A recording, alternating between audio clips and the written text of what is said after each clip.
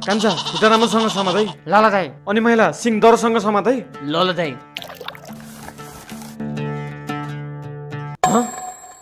रोकिनुस्।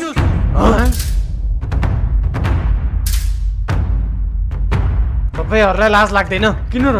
बाबा खसीको गेडा देखेर होला। होइन, किन मार्न लाउनु भएको बिचारा जनावरलाई? मासु खाना। दसैँमा नयाँ गाडी किनेको खुसियालीमा बलि दिन लाग्यो भाइ। तपाईँ नै खाने भाइ आउनु न, दिन्छौँ 2-3 चौटा। जो भाइ त्यसलाई नबोला त कान्छा। कति पढ्नुपर्छ तपाईँले? डिग्री पास हो किन र? अनि यस्तो अन्धविश्वासको पालना गर्नुहुन्छ तपाईँ? अन्धविश्वास रे साँच्ची हुन्छ। मेरो दाइले गाडी किनेर बलि नदी रक्सी घाट चलाएर आफ्नो ज्यान गुमाउनु भएको थियो के?